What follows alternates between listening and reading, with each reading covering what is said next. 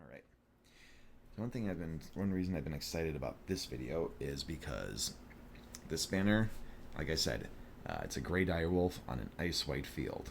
And one thing I've never done before on any colored pencil drawing is actually use a white pencil for any purpose, whether it was blending or using it for background. And I have since discovered that, and I discovered this a long time ago, when there's coloring on it, the wax almost acts as a protection against the page from other colors kind of sticking on, because when you have the page that hasn't been treated or colored on at all, what happens is the pencil shadings will kind of get stuck in the grain. And to get rid of that, we use a horsehair dusting brush and just lightly brush the page off, and that gets rid of all the pencil shadings that get trapped in the paper grain. So to avoid that, I had this idea of taking the one white pencil I've only ever owned.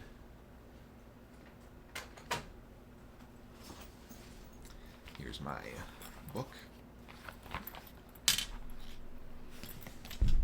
It's about 120 count. I'm actually working on and trying to get all of them. So here is the white pencil.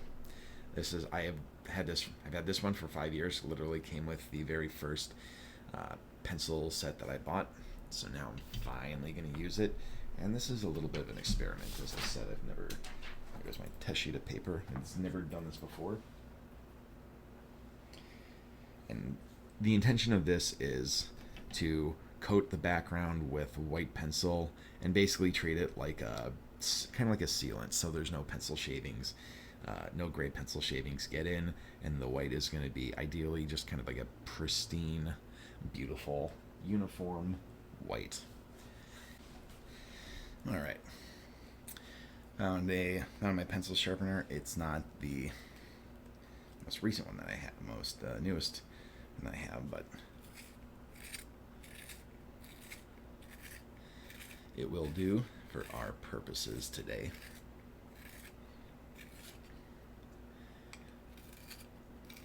And if you're using Prismacolor pencils, I highly recommend getting the Prismacolor pencil sharpener. It has two different settings. One for more detailed work, one for detailed work, one for less detailed work, I guess. And I was never able to do this before though I had the Lightpad using white because it just doesn't show up on white paper. And it is very, very faint. Oh, it is very, very faint indeed. Almost to the point where you can't even see. You almost can't see like spots that you missed. But if you've been doing it as long as I have, they will show up.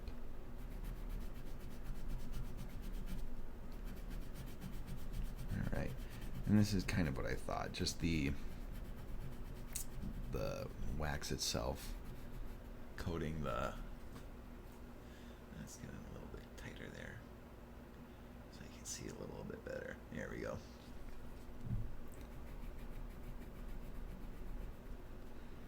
So I don't put too much pressure on the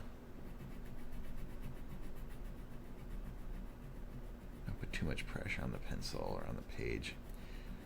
For one, you don't want to break the tip. Sometimes they can be weakened. I think especially if you drop them, it can crack in the wood casing. And you keep sharpening it down, and just one after another, it just kind of bends as soon as it touches bends and It's like you can tell it's already broken. It's just coming apart as you touch it to the page. This pencil seems like it's pretty in good shape.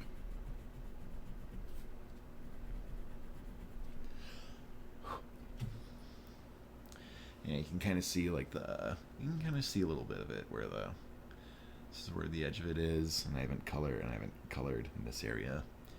So you can kind of see there's, you can definitely tell there's some coloring going on there. And I don't bother trying to stay in the lines for that I put on the back. In fact, when I color, I deliberately color over it, just so there's not any white space at all along the. There's no white space at all along the edge of the banner. Give it another little sharpen.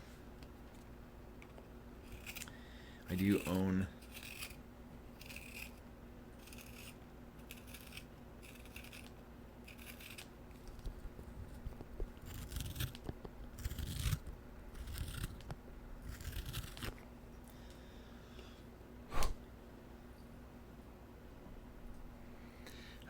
an electric pencil sharpener.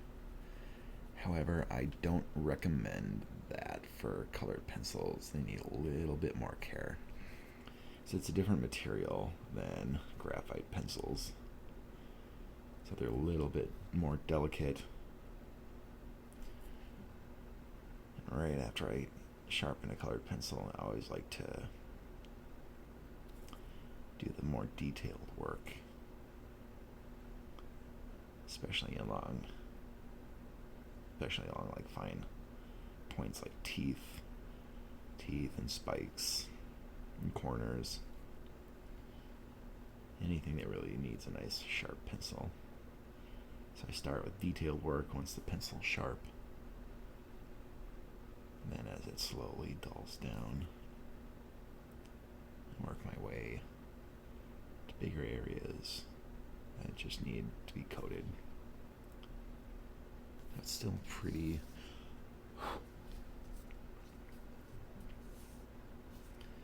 Still pretty sharp, so I'm gonna continue along the border, get that filled in.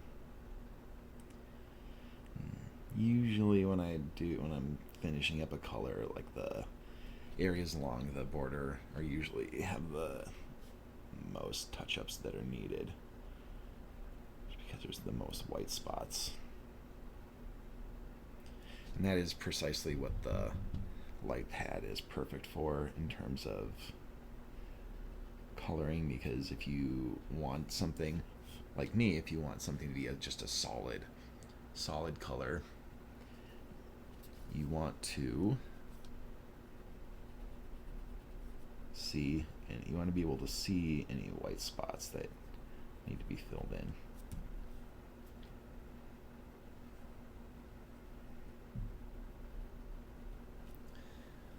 I got a little bit further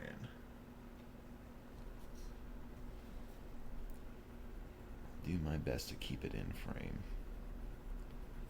And I think I am pleasantly surprised with regards to the Lightpad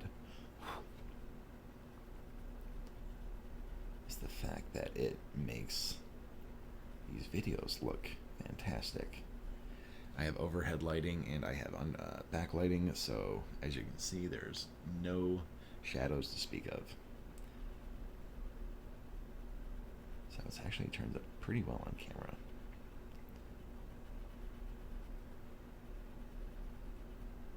And this is definitely not a technique I would have used when I started out,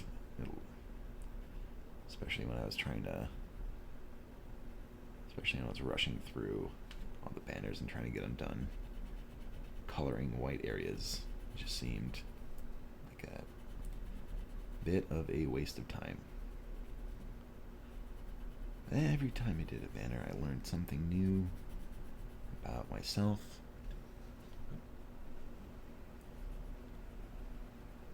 Learned something new about the process, And oftentimes I learned something new about the family I was representing in that drawing.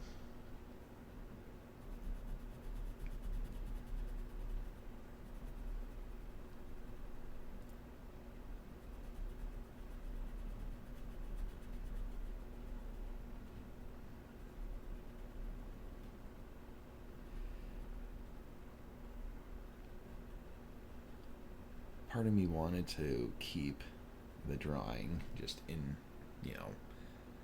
still and not move it around. But just for technique purposes, it's really hard to do that. You really want to just it's easier to just move the page to suit where your hand needs to be, where your body needs to be. So it's kind of hard to, like, if I was trying to, so for example, if I was over here and I'm trying to color something, I would just want to flip this around rather than try to have my hand over, especially with colored pencil. You don't want to have your hand right on part of an area that you just worked.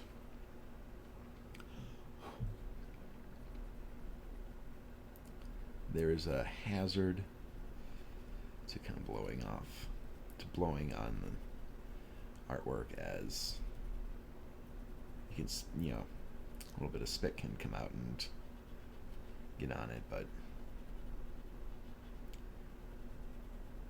horsehair brush is really more for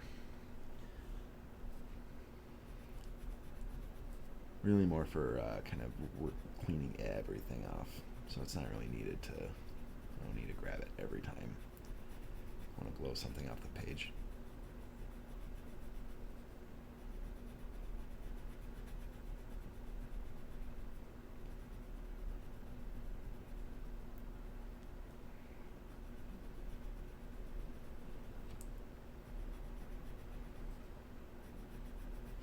Now that the pencil has gotten a bit duller and rounded out a bit, I'm just going to use it for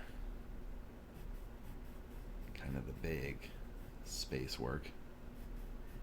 And I like to do, this is a technique I developed for myself kind of early on. I do these kind of like this bar pattern with colored pencil. And I do this to keep the pattern, so whatever movement the pencil's going in, it'll kind of create like a texture, almost like a wood grain type pattern in the paper. And so if I just willy-nilly kind of colored just this way, the actual texture would look all over the place. And there's some early Crayola colored pencil drawings that I did that have that. And I quickly discovered that, I'm not going to do that anymore. It does not look good.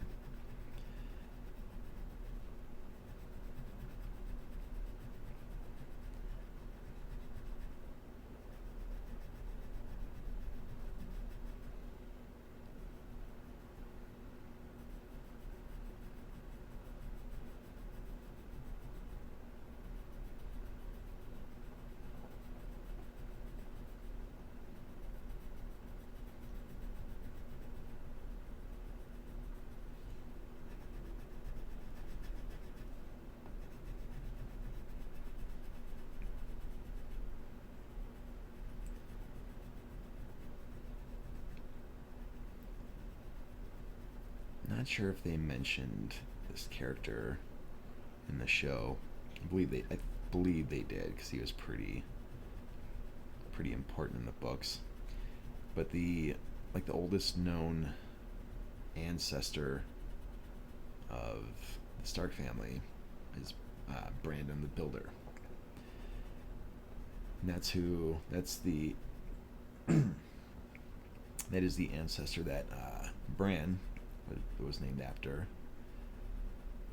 And it was also the name of his uncle, who was Ned's brother, who was the original heir to Winterfell, before he died in King's Landing, trying to rescue his father Rickon. from the Mad King Ares. He's ended up strangling himself. He was strangled himself because he was trying to reach for a sword while his neck was tethered to the wall, and his dad was being cooked alive before his very eyes. And the interesting thing about Brandon the Builder, and this is a quote by George Martin. Actually, there is enough shavings. I'm going to brush those off. It's getting a little thick on there. According to George Martin, the Brandon the Builder. So basically, if you take today, 2020, and think about how far back. Let me say it again. If you take today, 2020, and say the time of Game of Thrones is also quote unquote today, Brandon the Builder predates Noah of Noah and the Ark. So Noah of Noah and the Ark has existed more recently in our time than Brandon the Builder did in Westeros, which is crazy to think about because we have smartphones.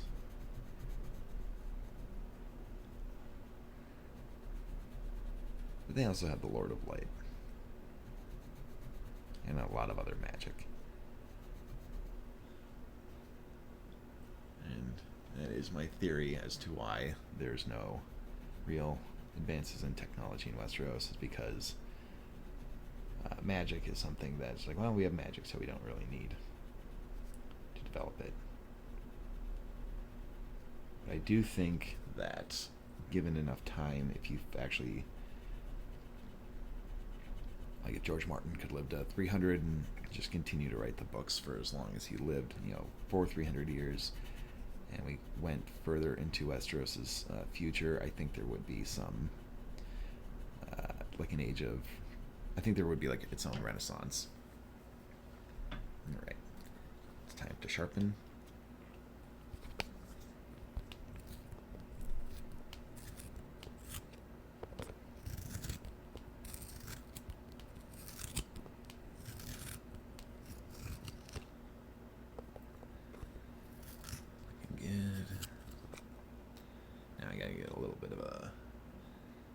Tip.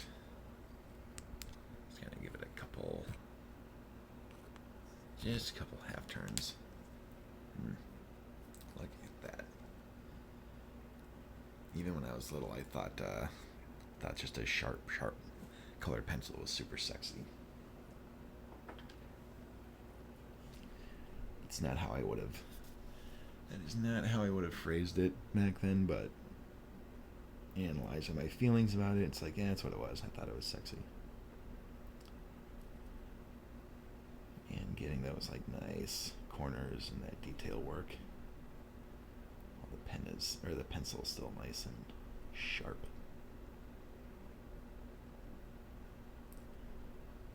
Something about while drawing this and noticing like kind of the fur and the teeth, and just kind of my own feelings about drawing things that are really pointy. That is, just kind of notice a parallel between me enjoying a nice sharp colored pencil, and just a nice sharp drawing filled with lots of points like thorns and thistles and anything that can potentially make you bleed. Always kind of thought that had a nice aesthetic to it. So yeah, when I had drawings that I came across that had like thorns and a lot of sharp points, I just kind of really made a meal out of it, really dug in and made that drawing pointy. Now I can't really see it, but there's right along the fur here, there's a little bit more work that I need to, it's a little bit more detail I need to fill in, get close in there.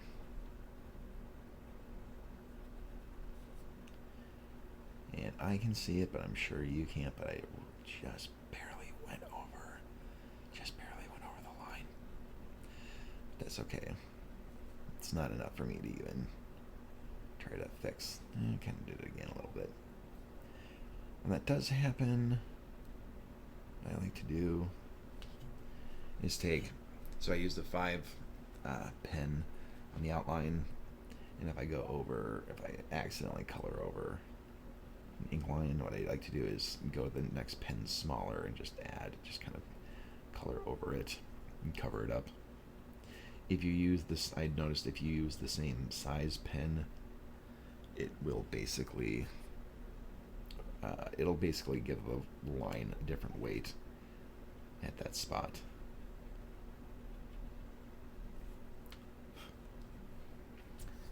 And then it'll just kind of it'll be a little bit more noticeable, almost more than if I just didn't do anything.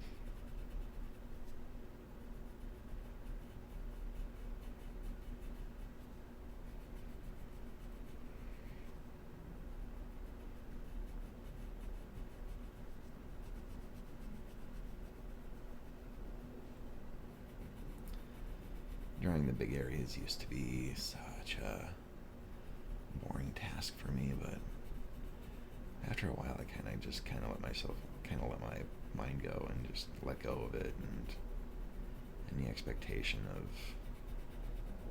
it entertaining me, or it's just like, well, if you're doing this, then it has to get done in some areas. Some banners just have big areas that are with no lines. They just need to be colored in.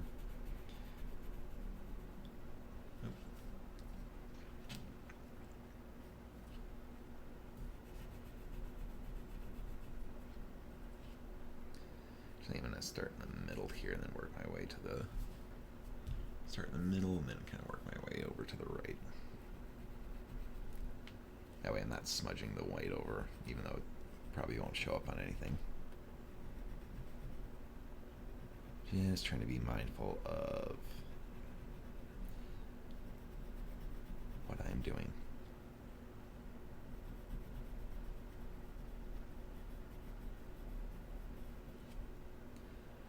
Alright, so we're just going to put those bars in there.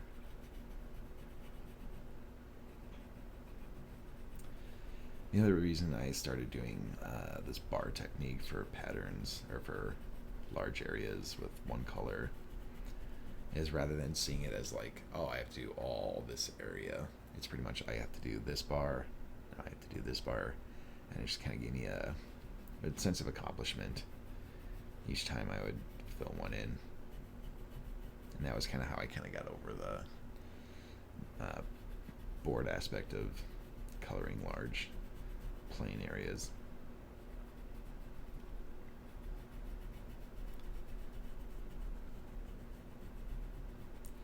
And this is turning out about what I thought it would too, using white on a white background, white colored pencil for a white background on a white page. It's hard to see. It's difficult to kind of see the areas I've missed. But with Lightpad and a little bit of persistence, it is not impossible.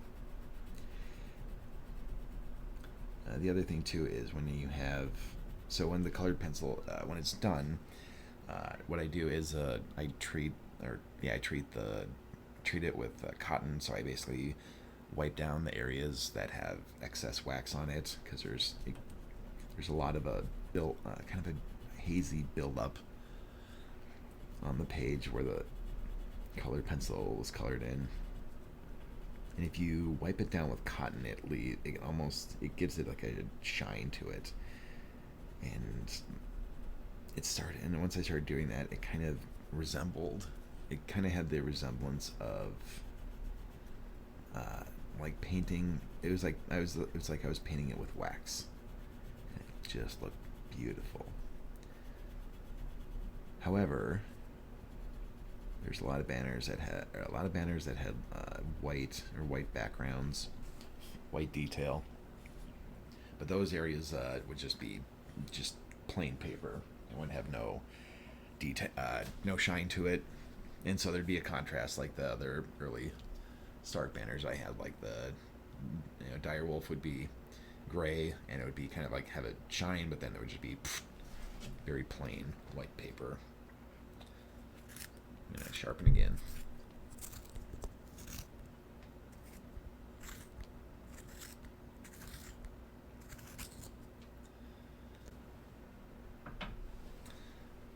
So now that is nice and sharp, we'll do more detail. And I'm actually going to do the detail around the tail right now.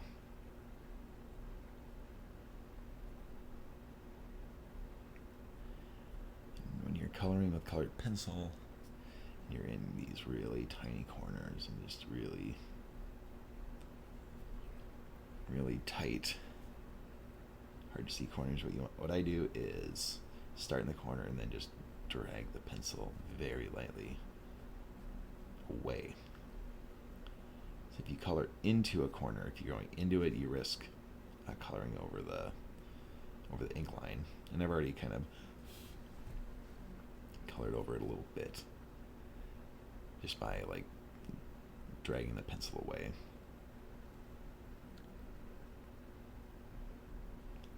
Oh, this is looking good.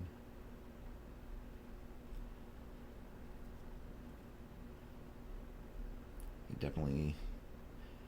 definitely see some resistance when I was doing using a white pencil on a white background when I was trying to complete this before, and that was mostly because the project, like I said, the project took a year and a half. Included over 400 banners from the book's total, which I found on the, I think it was Westeros.org website. They had the Citadel section had all the banners, and so I looked it up, and I'm like, there's probably like maybe 50, 60, possibly 100. And when I saw just the massive amounts of heraldic banners that George Martin had included for his books, I was a little overwhelmed. But it was kind of exciting because I'm like, wow, that's a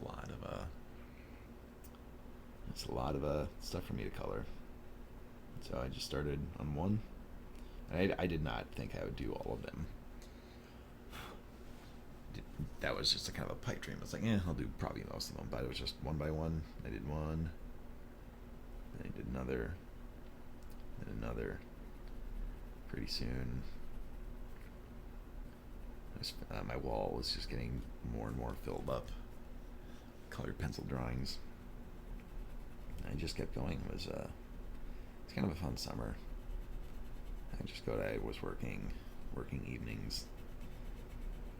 I'd come home, put on some Netflix, just some show I've seen 800 times before. Nothing I needed to pay attention to or really watch, and just had that on in the background and just zone out in color.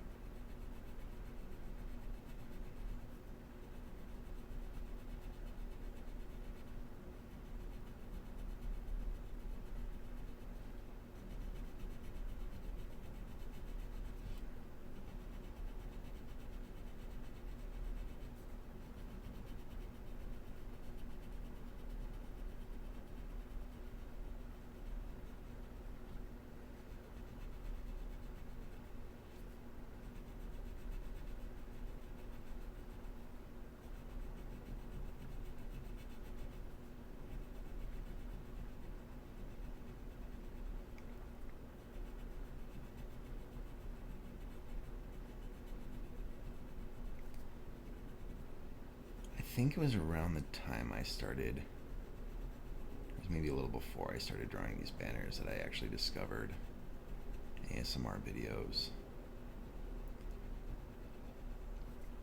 was, I think then I discovered him was somebody made a video about what the hell is ASMR. And from what I could gather, the person did not have the ASMR triggers, did not understand it, and it kept insisting over and over and over that ASMR was sexual. Like, oh, I get it, it's sexual. But if you have those triggers, you realize it's not. And, you know, it's kind of like saying a massage is sexual, or being insistent that massages are sexual when people who work in those industries are like, a lot of people think that, but no, it's not.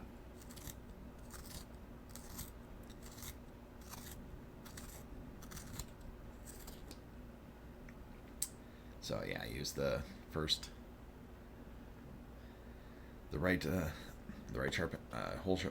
sharpener hole, and finish off in the second one. Give it a nice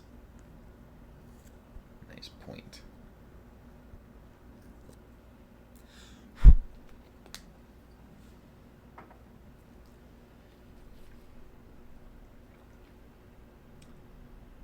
I've always been curious, like how people discover they have on their own ASMR triggers.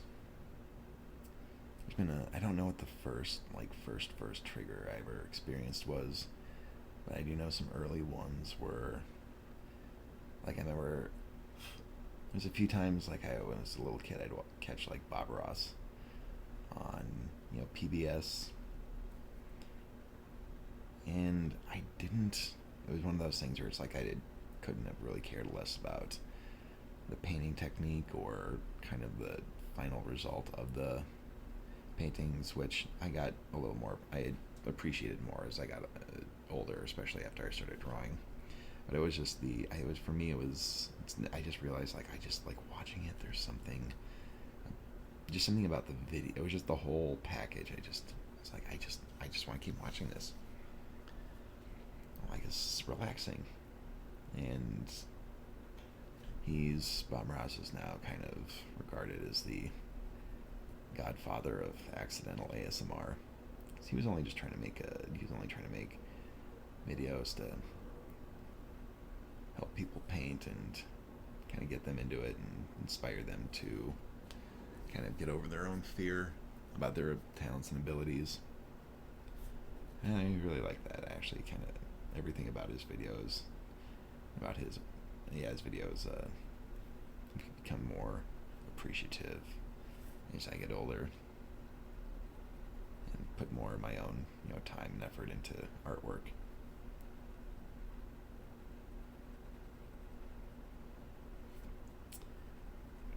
But that was one. And then also one of these first times where I actually like went back and like rewatched something just to experience ASMR triggers was a Three Stooges short, because I used to be really into Three Stooges when I was like, you know, 10, 12 years old. And there was one short they did. It was one of their more common, it was probably their most famous one. It was called Men in Black. It came out in 1933, I believe. And it was not about them hunting aliens. It was actually a parody. The title was a parody of Men in White, which was a Clark Gable movie that had come out before that. And there's a scene where they're performing surgery. They're in the operating room. And for some reason, the nurse in the operating room is whispering throughout the whole surgery. So when they ask for you know, suture, it's like suture, scissors, scalpel, and it was just like the whispering. And then they were kind of they were playing tic-tac-toe at one point they were trying to decide where their incisions are going to be. They ended up playing tic-tac-toe, and then just kind of like them drawing on a little linen that was covering the patient. Kind of gave me a trigger as well. And I didn't understand it. I wasn't ashamed of it or anything like that. It was just kind of curious. That was like, wow, why do I like watching this so much? And as years went by, I'd have those triggers randomly show up in other TV shows and movies.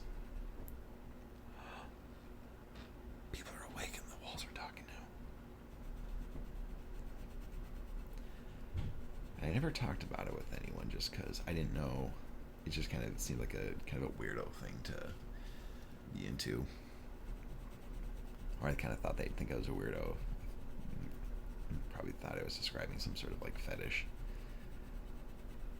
But once I saw there was a plethora of ASMR videos that had come out and what ASMR was, it was this kind of this, it was this epiphany that I had. I was just like, oh, that's what it is.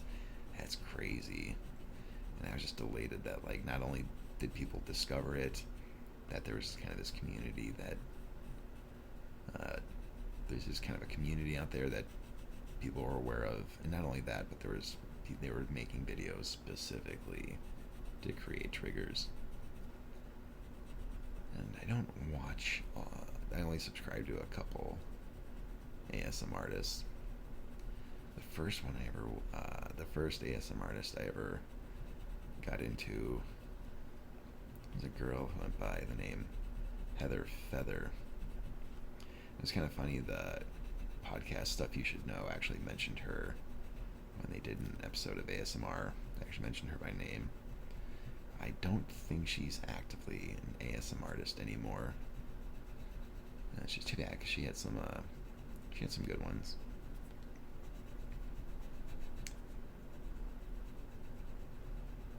I think most ASM artists now like actually do whispering. She was more of a soft spoken artist. I myself was debating whether to do whispering or whether to just do more of a soft spoken voice. And I just went with soft spoken. I have a deeper voice, so I don't know if the whispering would pick up as well. We'll see. Maybe I might go back and forth. I might try one where I just do whispering, one where I do, and one where I do soft spoken.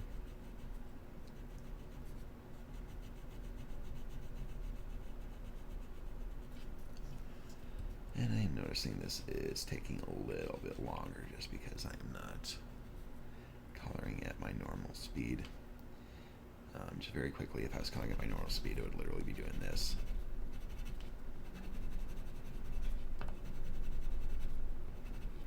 But it's Sunday. It's very chill. It's morning. Everyone's just getting up. And it's just, we're just taking our time because we're not trying to, the whole purpose of this is to just kind of enjoy the artwork slowly evolving into its final product. Just watching the pencil dance across the page.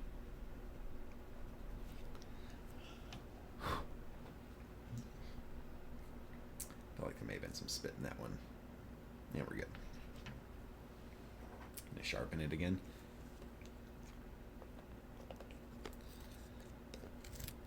One thing I did forget to mention is the reason I'm doing white first is because I discovered that with Prismacolor pencils, if you don't want to smudge, if you don't want to smudge like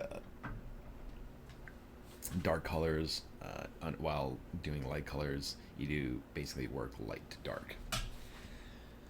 When I did the banner for Clegane, who's that also known as the Hound and the Mountain, the two brothers in that show. Their banner is 3 black hounds on a yellow field. And when I did that, the hounds I chose to do kind of like bloodhound type species. I saw one banner that they basically looked like wolves. I thought they looked too much like wolves. I'm like, yeah, there's a lot of wolves. There's a lot of wolves and direwolves and Game of Thrones banners, and I thought that Clegane should just look a little bit different. So I did kind of a bloodhound look to it. So it kind of looks like I thought it looked like just a silhouette of what's the dog? Pluto from the Disney character. And so there's 3 of those. But when I did that banner for the first time, I colored in, just because they were in the center, I was kind of going from inside out, and I colored the hounds black. I colored those first, and then afterwards I colored in yellow. The problem was the entire page had a bunch of black pencil shavings and dustings, and that had just kind of fallen into the page. And I probably tried just wiping them off with my sweaty, oily hand, and as a result of that, they just smudged into the page. And when that happens, erasing it almost makes it worse. And what I did was I just kind of colored over it, and there's a lot of like little black streaks in the yellow, and that did not make me super happy to look at. And so what I did was I redid it, which is kind of what I did for a lot of banners. If I didn't like the looks of it, it's like, yeah, we can do better. It's like, yeah, you can do better, and I did. And when I did it again, I did yellow first, followed up by black. And like I said, once the area is covered in colored pencil, no matter how light that color is, it will keep like stray pencil shavings from penetrating into the paper. There's a couple of white spots in there. Just going over those. All right, so we're a little over halfway done with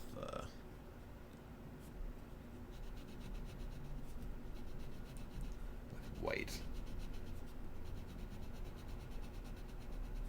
Should be 2. It'll be a little bit longer before we get to the gray.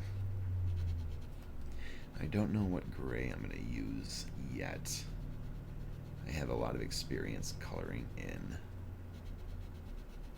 direwolf's banner, just because I've done it. Like I said, this is probably the 5th or 6th time I've completed this banner for House Stark, and I've made a few choices with colors for gray that later I was like, yeah, I don't like that one. So Prismacolor has about three like families of gray. There's warm gray, there's cool gray, and there's French gray. Now, I don't know exactly why it's called French gray, just like I don't know why the stencil is called French curbs. That's something I'm going to have to look up on Google, why they're called French gray. But the best way to describe French gray is kind of like a brownish gray. Cool gray is more of a kind of bluish gray, like if you were looking at like a stone, like a stone wall in a castle, and if you were thinking this stone would be like cold to the touch just by the way it looked, that's the kind of color you'd want to use for cool gray. Back to a fine point, and don't have a lot of detail left but I'm just gonna finish up around his paws.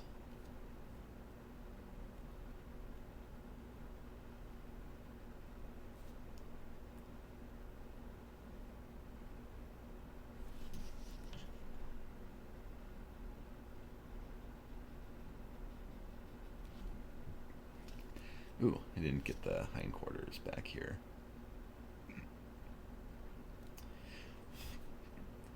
I think the one animal I learned to draw better, or like improved on more than any other animal, was drawing a horse. And it's kind of funny, I actually saw, what's his name, Will Arnett, the guy who plays BoJack Horseman on Netflix.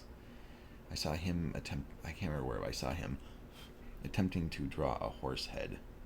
And the funny thing is, he kind of drew it just like me, like the first time I did a horse head.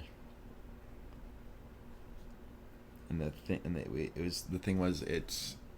it was all snout, But so basically, if this was like a horse, so basically, say this direwolf's the horse head. It was just like snout and snout, but they didn't have like the nice rounded jaw that's very characteristic of a horse. And I didn't draw that, and neither did Will Arnett, and so our horses were effed up in kind of the same funny way. And yeah, after that first horse, it was a House Brax of, I want to say, the Westerlands. It's like a purple.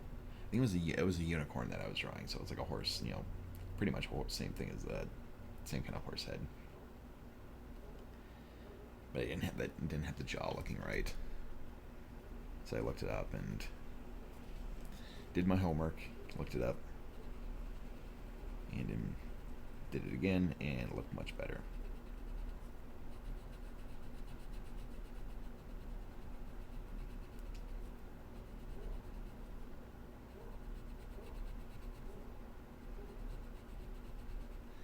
There's a dog talking outside. Someone's probably walking by his house.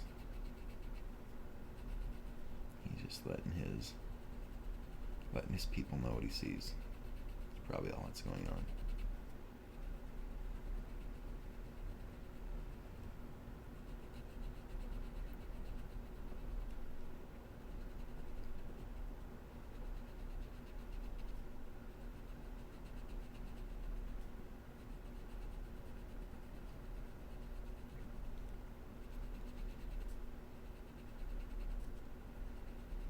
Thing that I'll get to at the end of this video is cotton.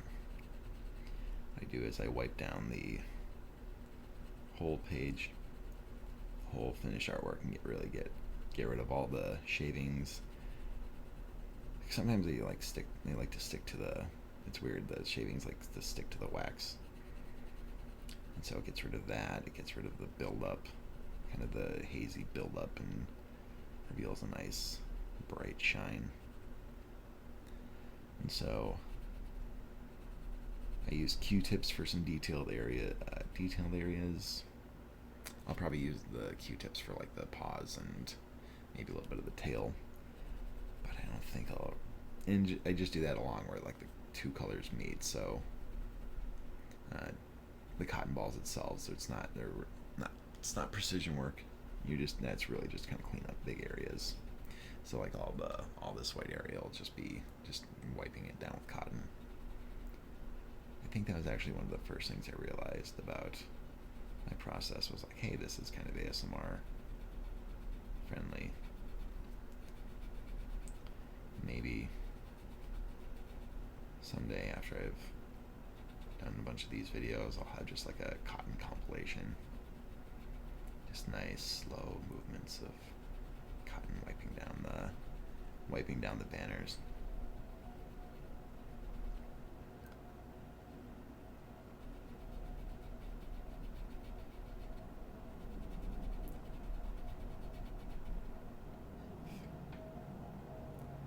And that is definitely an airplane. I have the window open right now. It is nice out.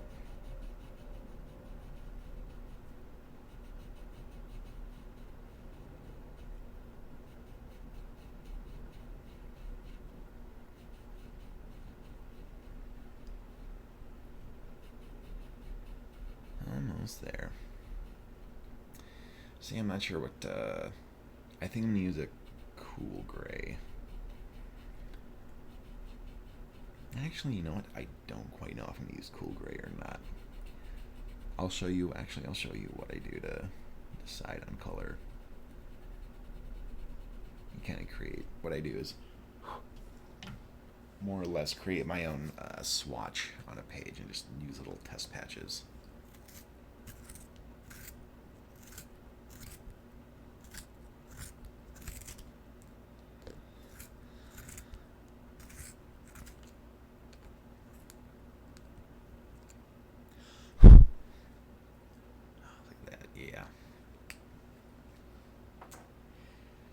Need a sharp point for this part since I'm just kind of filling in the rest of it, but if you have no border left to, no kind of detailed areas left to color in, a nice sharp point is actually good to fill in the little pock marks that are left behind. Good lighting is something that's really important for my process. I think the first like work lamp I was ever using was just like a $15 lamp from Target. And I was using like probably a 60-watt warm light bulb, so it's kind of like an orange hue.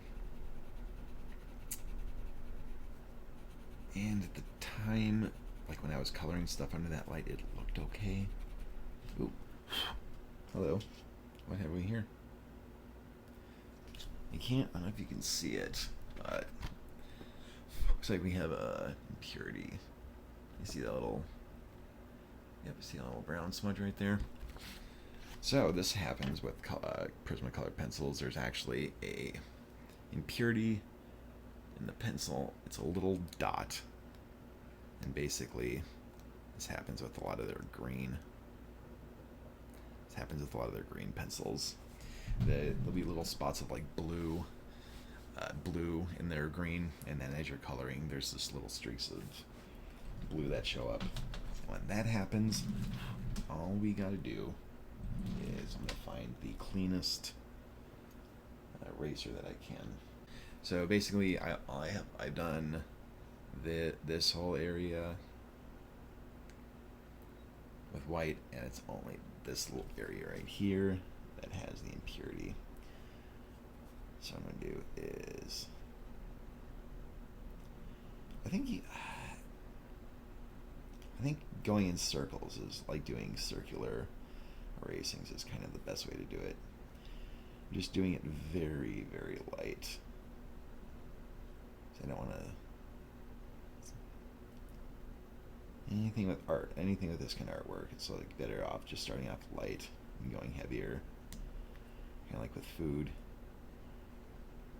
Add a little bit. You can always add more, but if you add too much, then you can be in a pickle. So I've got all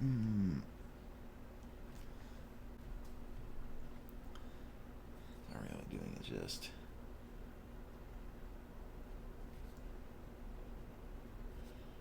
start with it doing circles, and then just kind of finish going up and down in the same pattern. I colored it.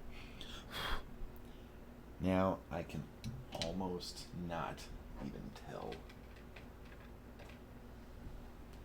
that it was there. I'm just gonna wipe. Oh yeah, it's pretty much gone. And even with that little tiny impurity, I don't see any more in the pencil, so I think we're good. I'm just gonna color over that.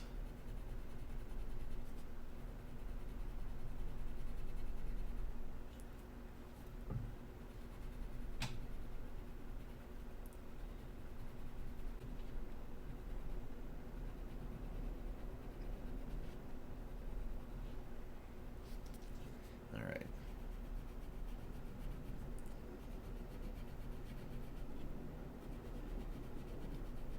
I would say the worst pencil to use for the impurities in Prismacolor is probably, I'd say green has the most issues, but specifically it is true green and light green. There's a lot of blue specks that find their way in those lead, to the point where there's I think light green I kind of don't even really use it that much, just because I spend so much time like going over areas, erasing those areas and trying to recolor them in. In fact, I might do might be a video worth doing, just kind of enough people start watching this, kind of show like, hey Prismacolor, this is what your green looks like, and this is what happens when I color with it.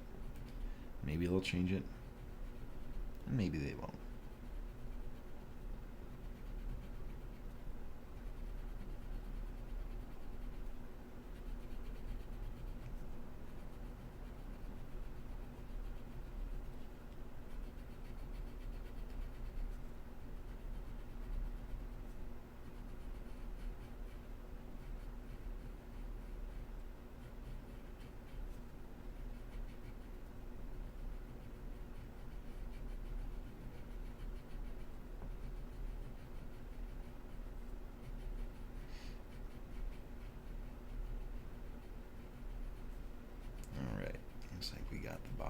brushed.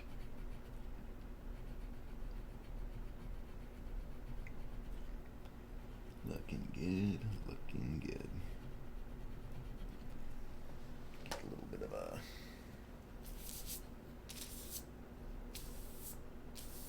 brushing.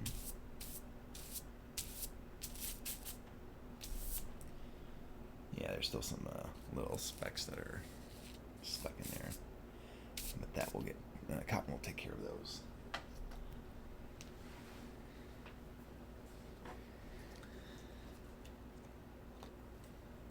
Give another couple twists.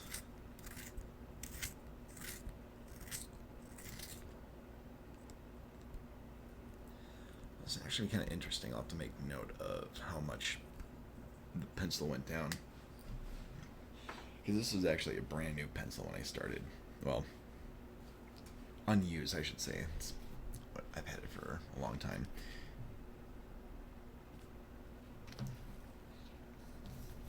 Actually, make sure you can see what I'm doing.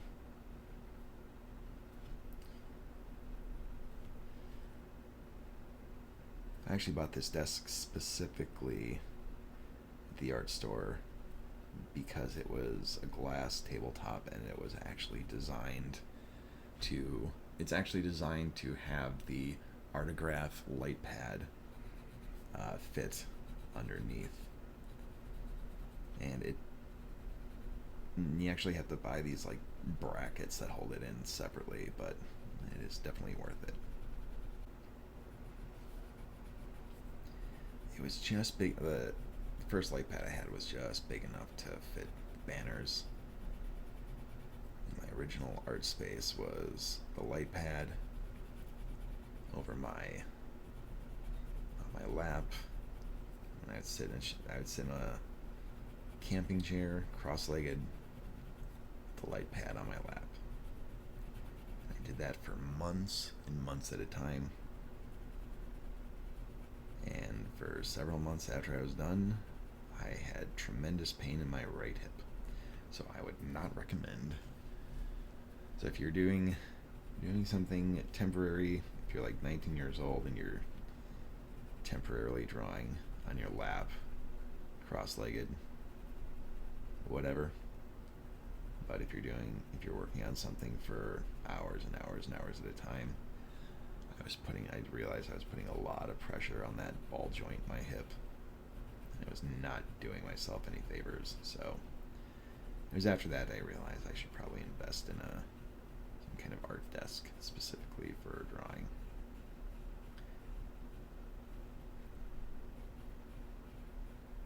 But I also knew that I needed a light pad, and I was like, well, I can have as long as something I can fit the light pad on the desk. I discovered this desk actually, the light pad fits underneath it. I was like, beautiful. So I got that. And I've been using it ever since.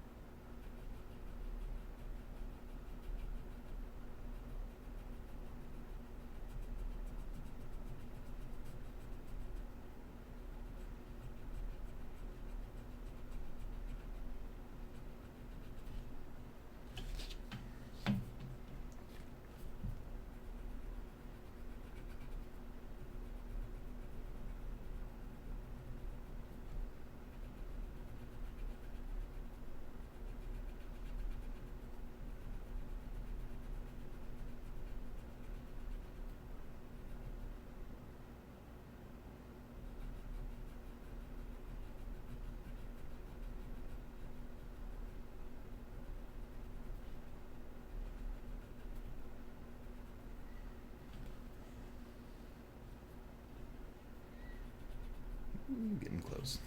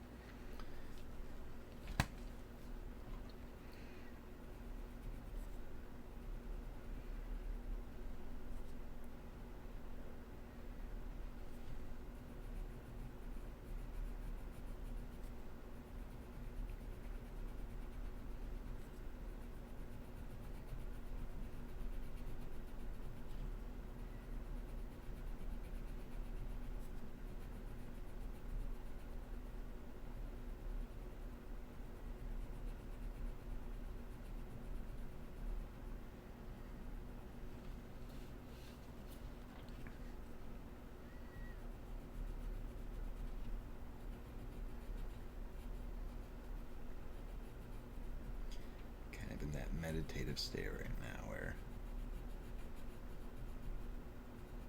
everything's just kind of in the background, not thinking about work or what else I have to do today, any other stuff I want to get done. Just focus on the task at hand.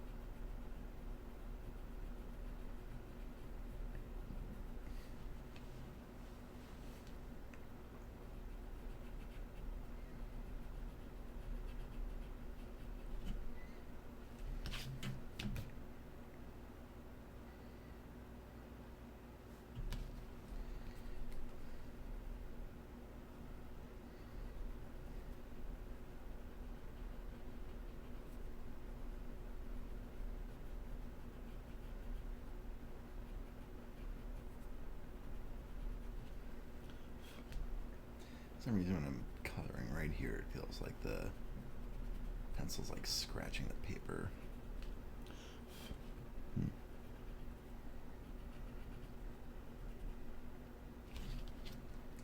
Usually when that happens, I just quickly sharpen it again.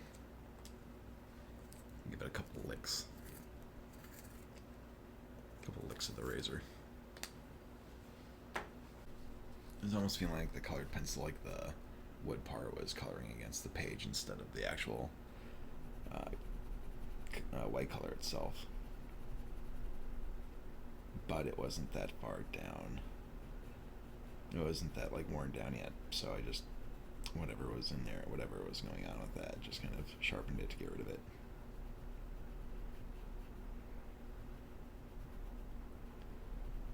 Best way I can describe it, it started to feel like I was coloring with a wood chip.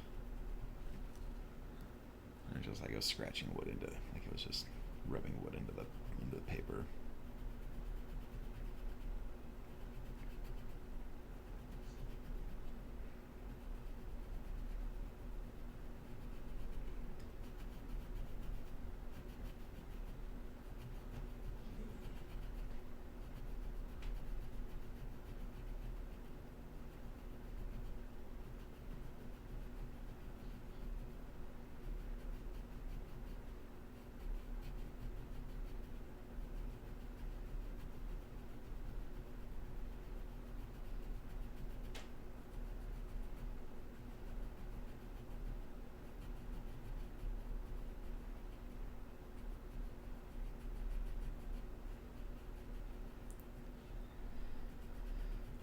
almost there with the white. I think the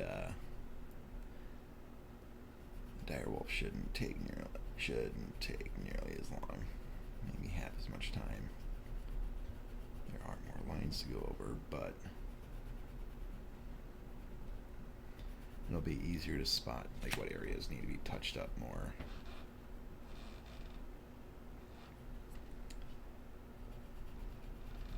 Since gray is going to really contrast against the white page much better than the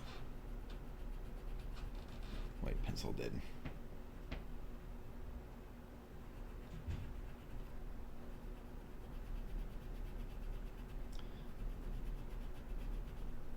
So far, I would say that the experiment of covering the white area with white pencil is pretty successful.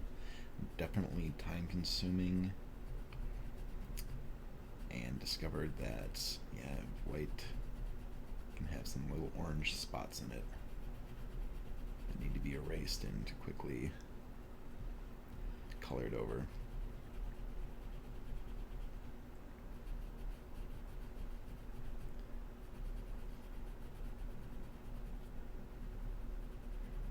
One thing I noticed about colored pencils is they all kind of have their own personality.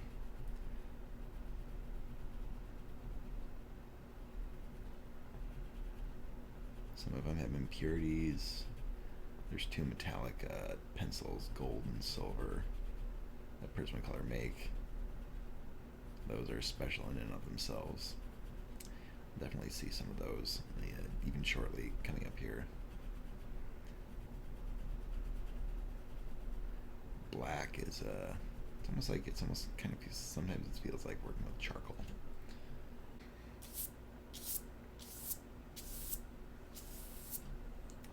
That is, we're going to zoom out a little bit here.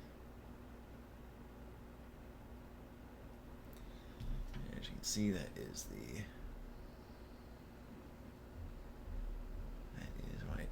So you can, yeah, the direwolf has not been colored in all, and you can kind of see there's a little bit of a contrast between the white background and the white direwolf. What I'm going to do right now is turn off these lamps. I'm just going to quickly quickly go over any areas so there's definitely an area here that was missed. For the most part, it looks pretty good. I'm pretty much looking for any, like, I just call pock marks, any like white spots that the pencil didn't cover the first time around.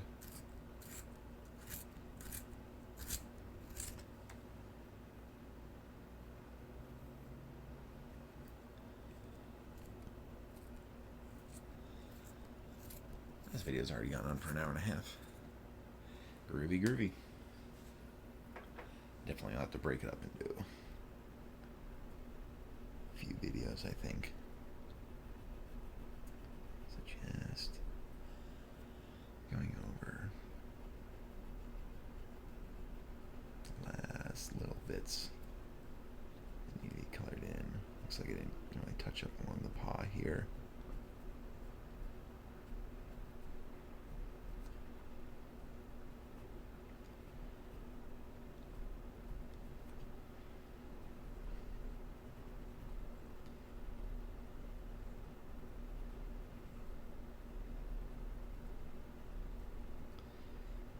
It might seem a little fussy what I'm doing right now, especially since you can't see it, but I can. And when people look at it, subconsciously they can tell the difference if it's colored in completely and if there's a little bit of white sticking out. I had several people say it looks like it was almost printed because the color is so precise and exact. It's actually one of my favorite compliments I've ever gotten about doing these, or doing any colored pencil work.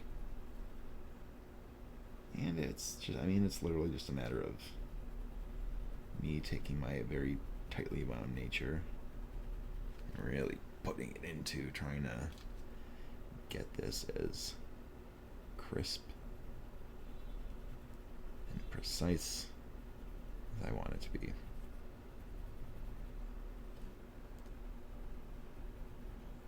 I think as far as anything commercial, any kind of commercial work goes, like if I was doing this, this is something that would be just way too time consuming. But this isn't all. This is just for entertainment purposes.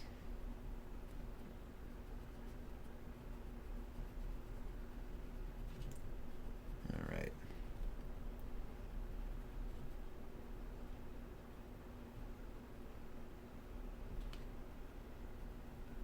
So looks pretty good. It's like this area here, the last area I did, maybe it was a little bit rushed. When you're coloring in the final the little pock marks, it's almost want to have the pencil kind of stuck straight up in the air, so you can really work the tip into those crevices.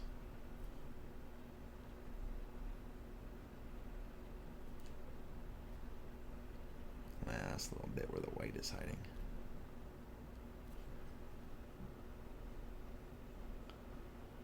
It's really good to get into like small areas too, because those don't get a lot of. Those can be neglected. Especially the mouth, yeah, inside the mouth, a little bit of white.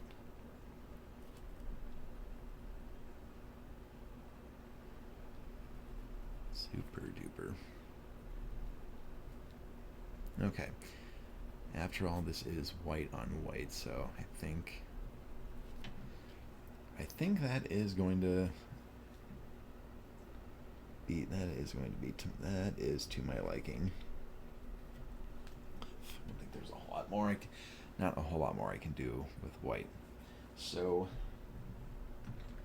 I'll do now. This is kind of one of the more ASMR. So now I'm going to do is a bunch of like shavings that are still stuck to the page. And so what I'll do, actually, I don't know if you can, it's kind of hard to see. You can kind of see, okay, you can kind of see how there's a little bit of a sheen in contrast to the rest of the page. And it's because it's white, it's especially hard to see.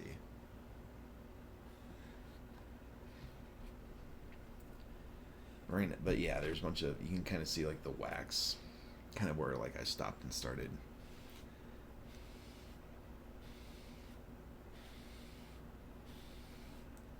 Slowly wiping it down.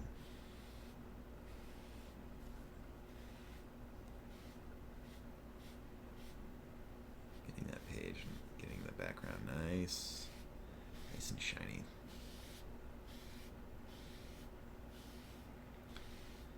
Because it's white and because I'll be coloring over this with gray, I'm not going to use the Q-tip for this one just because it's rather unnecessary. But just staying with good form, just making sure I'm wiping away from the area that hasn't been colored in.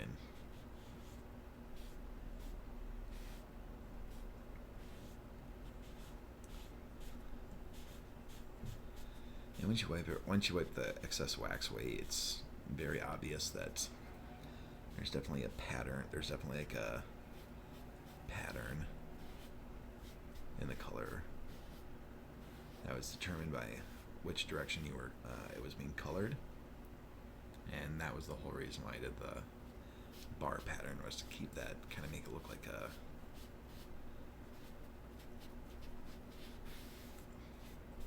consistent grain pattern. All right. Here's,